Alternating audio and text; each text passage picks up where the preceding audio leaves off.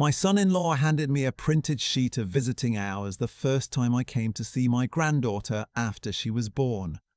Not a text, not a conversation, a printed sheet in a plastic sleeve like a flyer for a dentist's office. I was standing in the doorway of their townhouse in Naperville, Illinois, holding a yellow blanket my wife Carol had picked out 3 weeks before she died. The baby was 6 days old. My daughter, Melissa, was somewhere in the back bedroom. Her husband, Derek, handed me the sheet and said, "We just want to make sure everyone's on the same page." He smiled when he said it. He was very good at smiling. My name is Ray Kowalski. I'm 59 years old. I spent 27 years working as a structural inspector for the city of Chicago, checking bridges and overpasses and the bones of things that needed to hold weight. I retired early when Carol got sick. She passed 14 months ago, ovarian cancer. 4 months from the first scan to the end. Carol was the kind of person who called Melissa every Sunday morning without fail, who kept a drawer in the kitchen specifically for birthday cards she bought months in advance, who once drove through a snowstorm on the Eisenhower to bring soup to a friend who just had knee surgery. She loved Melissa in the way that makes other people feel warm just watching it. She knew she was going to be a grandmother before Melissa even told us she was pregnant. She said she could tell by the way Melissa was eating crackers at Thanksgiving. She never got to hold Lily. That's what I want you to understand before anything else. Carol died 11 days before Lily was born, and that fact has sat in my chest every single day since. My wife spent her last 2 months knitting a yellow blanket for a baby she would not live to meet, and I brought that blanket to their door 6 days after the birth, and Derek handed me a visiting schedule. Tuesdays and Thursdays, 3 to 5 p.m. only. No drop-ins. Call before coming. Ring the doorbell once. Do not knock. Shoes off at the door. No perfume or cologne. No kissing the baby on the face. Visits to be kept to the kitchen or living room. Bedroom is off limits. I read it standing in the doorway. I read it twice because I thought I was misreading it. Then I looked up at him. "It's really just for the first few months," he said, "while Melissa's recovering." Melissa appeared at the end of the hallway in a robe. She looked exhausted in the way new mothers look exhausted, but there was something else in her face. She looked at me and then at Derek, and she said, "Come in, Dad." She did not look at the sheet. I went in. I held Lily. She had Carol's forehead, the wide, smooth kind that looks like it was made to be kissed, and I held her for about 20 minutes while Derek sat in the armchair nearest the door and watched the clock with a kind of casual attention that wasn't casual at all. I left at 5 on the dot because he stood up at 4:58 and started moving toward the kitchen, and I drove home on I-88 with Carol's yellow blanket folded on the passenger seat because I'd forgotten to leave it, and I cried for about 10 minutes somewhere past the Oak Brook toll, which is something I hadn't done since the funeral. Over the next few months, things got smaller. The Tuesday visits disappeared. Melissa was too tired. The Thursday window stayed, but sometimes Derek would text me an hour before to say Lily was napping and could I come at 4:30 instead of 3, which always meant I'd get barely an hour before the 5 o'clock wall went up. I started tracking it without meaning to. Cancelled visits in October 3, November 4. Melissa always had an explanation. Lily had a cold. Derek's parents were in town. They were trying to get Lily on a sleep schedule and visitors disrupted the rhythm. I am not a man who argues. I nodded and said I understood. I rescheduled. I called ahead. I texted first. I did everything right. What I didn't understand yet was that there is no doing everything right when the rules are designed to be unfulfillable. The shift I should have caught earlier happened around Lily's 3-month mark.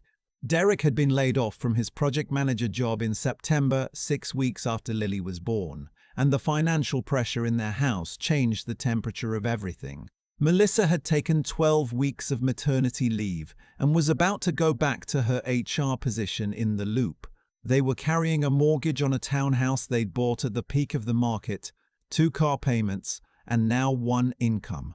I knew this. I had offered to help twice, in the careful way you offer things to adult children who might take offense at the implication they need help. The first time, Melissa said they were fine. The second time, Derek said they had a handle on it, and the way he said it closed the subject like a door with a deadbolt. What I did not know at that point was what came next. In January, Melissa called me on a Sunday. That was unusual. Sunday calls were always Carol's thing, and after Carol died, neither of us had really filled that slot. Melissa said she wanted to talk about something and could I come for dinner on Saturday. I said yes. I was glad she asked. I thought maybe things were loosening. I brought groceries. I know how to cook. Carol taught me over 30 years, and I thought I'd make her pot roast, the one she'd grown up on, the one with the Worcestershire sauce and the packet of onion soup mix. I mentioned that when I called to confirm. Derek called me back 2 hours later to say Melissa was actually very particular about what Lily was exposed to through breast milk, and strong food smells in the house could affect the baby, and could I just come empty-handed? It would be easier. I came empty-handed. Derek made pasta from a box, and we ate it at the kitchen island because they were in between dining tables. Melissa sat across from me and talked about going back to work and how hard the scheduling was going to be. And Derek sat beside her and said almost nothing. After dinner, Melissa put Lily down and came back to the kitchen and the conversation changed. She said that they were struggling. She said Derek was still looking for work and it was taking longer than expected. She said they had talked about it, the two of them, and they felt that family should support family. She said that she and Derek had come up with a proposal. She laid it out in pieces, the way you lay out something you've rehearsed.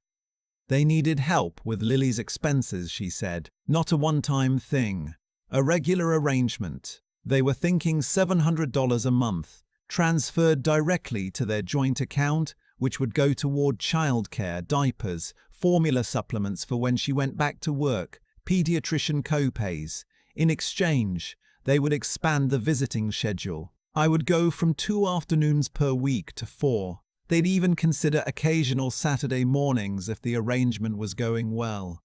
She didn't call it a payment for access. She called it a family contribution. She said Derek had suggested the term. I looked at my daughter. She was 32 years old and she was sitting across from me at a kitchen island with a boxed pasta dinner, and she was explaining to me that I could buy more time with my granddaughter. I said I needed a few days to think. She nodded. Derek, who had been quiet for the last half hour, said that was totally reasonable. He walked me to the door. He shook my hand. I drove home.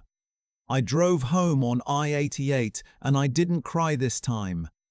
I was somewhere past the same Oak Brook toll and the car was very quiet and I was thinking about Carol. Carol, who had handled all the difficult conversations in our family for 30 years. Carol, who knew what to say to Melissa when she was angry and what not to say when she was scared. Carol, who would have known the exact right thing to do in this moment and who had been dead for 14 months and was not available for consultation. I went home and I sat at the kitchen table and I thought for a long time. I thought about the $47,000. Melissa and Derek had gotten married in 2019. We'd had a good year that year. Carol was still healthy. I had picked up some private consulting work on top of the city job, and we were in a position to help.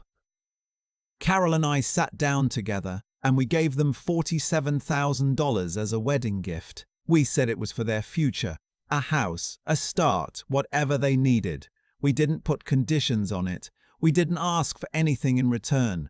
It was our daughter, and it was family money, and that was the end of the conversation. Carol used to say that you don't give to family the way you invest in a stock. You give because you love them, and you let it go. I sat at the table and I thought about how that $47,000 had disappeared into their joint account and then, about a year later, had become the down payment on the Naperville townhouse. I thought about Derek standing in that doorway with the visiting schedule in a plastic sleeve. I thought about the phrase family contribution and the way he had suggested the term. And then I thought about something Melissa had said at dinner, almost offhand, when she was describing their budget. She'd mentioned that she had started a separate savings account for Lily's future, a college fund, she called it, because she didn't want it mixed up with their regular accounts. She said Derek had helped her set it up. She said it like it was nothing. It probably was nothing, or it probably was something, I didn't know yet. The next morning, I called my brother-in-law, Paul. Paul had been married to Carol's sister for 30 years, and he was a CPA who did private accounting work out of an office in Elmhurst. I had used him for my taxes since 1998. He knew our finances the way a doctor knows a patient's chart, completely, precisely, and without judgment. I explained the situation. Paul listened without interrupting. When I finished, he was quiet for a moment. Then he said, "Ray, tell me everything you know about the accounts, the joint one and whatever she mentioned about the new one." He also said something else. He said, "I want you to call someone. I've got a family law attorney I've worked with a few times. Her name is Susan Hirsch. She's in Wheaton. She's good. Not aggressive, just very clear." I called Susan Hirsch that afternoon. She told me to do a few things before we spoke again. She told me to save every text, every email, every document Derek or Melissa had sent me, including the visiting schedule in the plastic sleeve, which I still had in the glove compartment of my car because I hadn't known what to do with it. She told me to write down with dates every cancelled visit. She told me to talk to Paul about the financial picture. And she told me to look into something I had not considered: grandparent visitation rights in Illinois. I had not known that was a thing. I want to say that clearly. I am not a litigious person. I do not know family law. I'm a structural inspector who spent 3 decades looking at bridges, and I knew nothing about the fact that under Illinois statute 750 each 5/6, a grandparent can petition the court for visitation rights when a parent is unreasonably denying access, and the grandparent can show that denial causes harm to the child. Susan explained it precisely and calmly and told me it was a last resort, not a first move, but that it existed, and I should know it existed. I felt something shift when she said that. Not a shift toward aggression, a shift towards solid ground. Like finding a load-bearing wall in a structure you thought was failing. Paul, meanwhile, had started pulling on threads. He couldn't access Melissa and Derek's accounts directly. That's not how it works, and I want to be accurate about this. What he could do was look at what I had given them, my own records, my own transfers, the documentation of the $47,000. And he could also legally request certain financial disclosures through Susan's process if it came to that. But what broke things open was something else. 2 weeks after our first conversation, Paul called me. He'd been talking with Carol's sister Louise, who had apparently had her own conversation with Melissa recently. Louise, who is the kind of woman who remembers everything and repeats nothing unless she needs to, had mentioned that Melissa had said something to her on the phone. Melissa had said she and Derek were restructuring things, and she'd mentioned that Derek had moved some money into a separate account in his name alone for tax purposes, which Louise had thought nothing of at the time, but which Paul immediately recognized as a flag. Paul put it together with a few other things. A Venmo record I had of a transfer Derek had asked me to make directly to him last year, $3,000, which he said was for a furnace repair, and the fact that the furnace, when I thought about it, had seemed to be working fine on every visit I'd made since. Paul compared that to a pattern he recognized from other clients he'd worked with in difficult marriages. The picture was not complete. It was never going to be complete the way a court exhibit is complete. But it was clear enough. Derek had been moving money, not huge amounts, carefully, into an account Melissa didn't have full visibility into and away from the joint account that was supposed to be their household fund. The $700 a month she was asking me to contribute was going into that joint account, which Derek controlled. I sat with this for 2 weeks, 6 weeks total, From the dinner in Naperville to the moment I decided I was done sitting. During those 6 weeks, I kept showing up on Thursdays. I kept texting ahead. I kept taking my shoes off at the door. I sat in their kitchen and held Lily and read her the board books I brought, and I did not let a single thing show on my face. Lily was 4 months old by then. She'd started smiling. Not just the reflex smiles, but the real ones, the ones where their eyes do it too. She had Carol's eyes. I'd noticed that the first day, but I noticed it more every time. The particular grey-green that changed depending on the light. One Thursday she reached up and grabbed my finger and held it while I was reading to her, and didn't let go for the whole page. And I thought about Carol saying she could tell at Thanksgiving, and I thought, okay, I know what I'm doing this for. Susan had the documents ready in the 5th week. She drafted a formal letter to Derek specifically, not Melissa, because the financial concerns centered on his conduct. The letter was measured and precise. It outlined the $47,000 gift, its use for the down payment, and noted that additional transfers, including the $3,000 furnace payment, had been made to Derek personally, without documentation or accounting. It requested full transparency about the current financial arrangement, specifically the separate account. It noted that the proposal to charge a family member $700 per month for access to a grandchild raised significant legal concerns, and that I had consulted both legal counsel and a CPA in connection with the matter. It did not threaten. It did not accuse. It was, as Susan put it, simply very clear. Paul prepared a separate summary, a document laying out the timeline, every transfer I had made to them, the $47,000 in 2019, the $3,000 in 2020, the dates, the amounts, the stated purposes, and the questions that the pattern raised. Not conclusions, questions, on paper, in black and white, from a CPA whose firm had documented my finances for 20 years. I put both of them in a manila envelope, the heavy kind, the ones that don't bend. I called Melissa and told her I'd like to come over Saturday morning. I said I had something I wanted to talk about. She said Saturday was fine. She sounded a little cautious. Maybe she'd been expecting my answer on the $700. I parked in front of their townhouse at 10 in the morning. It was a Saturday in March, the kind of cold that has already decided it's almost done, but isn't there yet. I walked up to the door and rang the bell once. Derek answered. He was wearing a Northwestern sweatshirt, and he had the particular expression of a man who has prepared himself to negotiate. He'd been expecting the $700 conversation too. I said I had something for Melissa and I'd like them both present if possible. He let me in. Melissa was in the kitchen with Lily in the bouncer on the counter, which is something she did while she made coffee, and Lily was doing the thing where she watches everything like it's all new, which at 4 months it still is. Melissa looked at the envelope. I set it on the kitchen island. I said, I want you to look at this together. I think you'll both want to have a conversation after. Melissa picked it up. She opened it. She pulled out Susan's letter first. I watched her read it. I watched the moment she understood what it was. Her face didn't go pale the way you see in movies. It went very still. She set it on the counter and looked at Derek. Derek picked it up. He read it. He read it a second time. He was good at keeping his face neutral. I'll give him that. But there was a point in the second read where something went out of it. He set it down and picked up Paul's financial summary. He was quiet for a long time. Melissa said, "What is this, Dad?"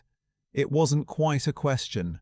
I said, "It's a letter from my attorney and a financial summary from my accountant. I'd like you to read both of them and then I'd like you to talk to each other."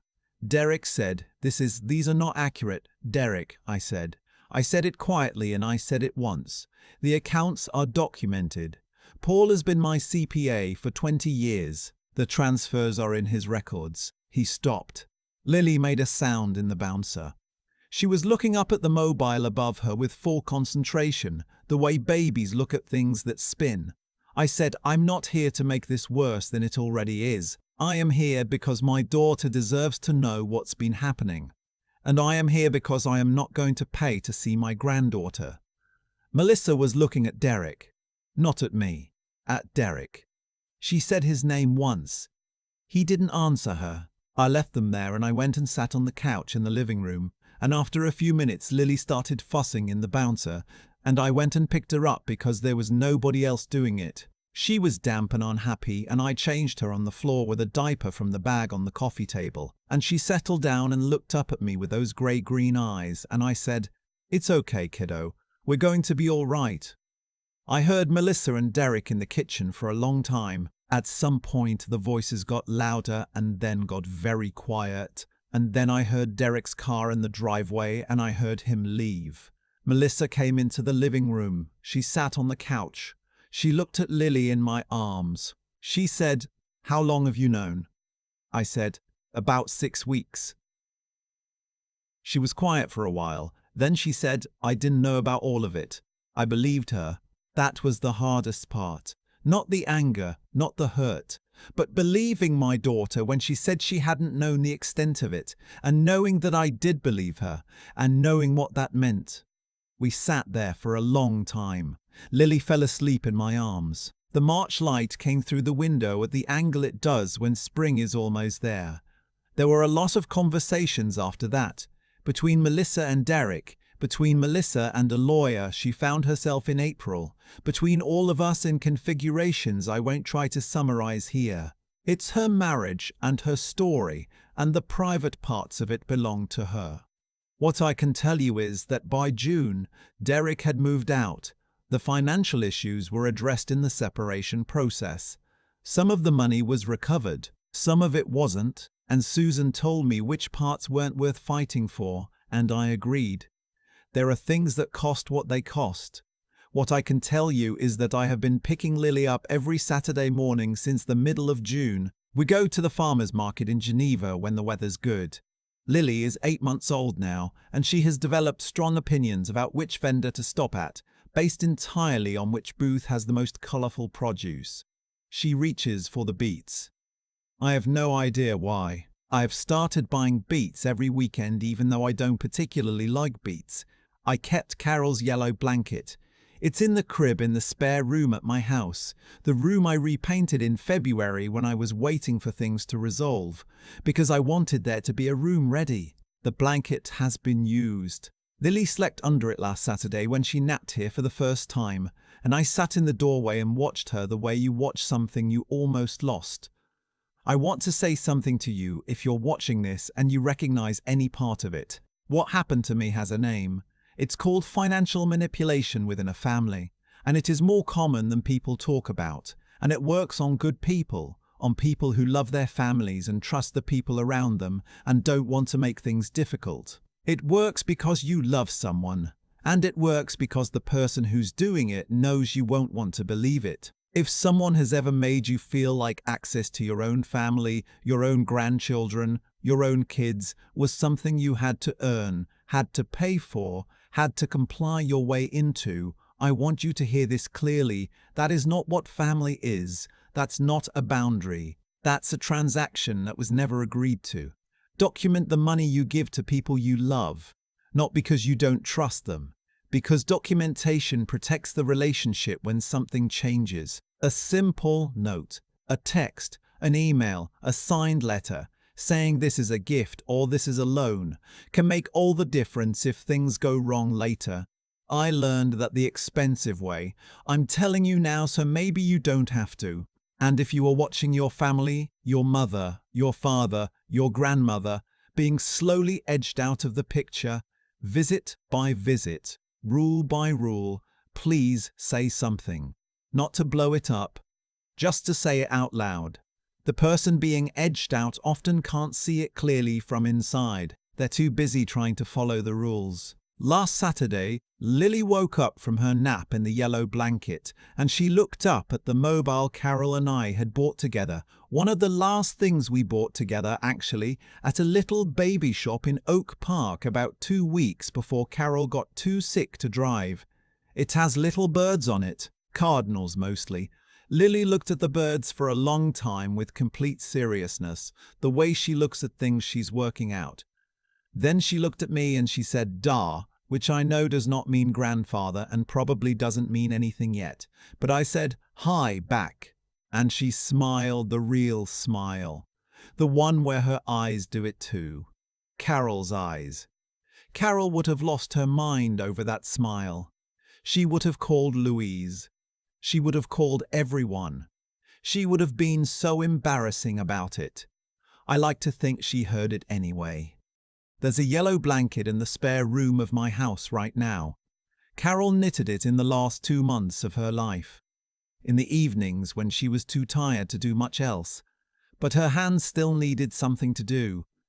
She never got to give it to Lily herself. That's the part I still sit with sometimes, quietly, without trying to fix it. But here's what I'd come to understand about the way things unfolded. Not as some tidy lesson, but as something I lived through and had to figure out on the other side of it. What Derek did didn't work because the people around him were lucky. It didn't work because I was angry enough or loud enough or fast enough. It worked out the way it did because of choices. A series of them, made quietly over 6 weeks by people who decided to do the right thing even when doing nothing would have been easier. I made a choice to not accept that $700 arrangement at face value. That took something I'd call moral clarity, knowing without having to think too hard that what was being asked of me was wrong. Not complicated, wrong. Just wrong, and being willing to say so, even to myself at the kitchen table at midnight, even when part of me wanted to just pay it and have the Thursday visits and not make things harder than they already were. The easy road was right there. I didn't take it. Paul made a choice to look carefully at the numbers instead of telling me what I wanted to hear. That's a kind of intellectual honesty that's harder than it sounds. He could have said the situation was murky. He could have stayed out of it. Instead, he looked at what was actually there and told me clearly what it meant. That mattered more than I can say. Clear thinking, careful attention, refusing to let emotion or discomfort blur the picture. That's what broke things open. Not luck. And then there's the part nobody talks about, which is the 6 weeks of showing up on Thursdays anyway, taking my shoes off at the door, texting ahead, holding it together while Susan and Paul did their work. That kind of patience, the kind where you're not passive, you're just strategic, where you keep your face calm while your hands are building something behind the scenes, that took everything I had. There were nights I wasn't sure I had enough of it. But you find out what you're made of, not when things are easy, but when they are specifically, precisely hard in the way that targets your exact weakness. Mine is that I don't like conflict. I never have. I had to do it anyway. Melissa is finding her footing. It's slow. Some days are better than others. I don't push. I show up on Saturdays and I take Lily to the farmer's market and I buy the beets she reaches for and I let the rest of it move at its own pace. What I know is this: the things that matter. Being honest, thinking clearly, holding on when holding on is the last thing you feel like doing. Those aren't qualities you're born with. They're choices you make, again and again, in ordinary moments when nobody is watching. Derek made his choices. I made mine. And the yellow blanket is in the crib and Lily slept under it, and that's the whole story.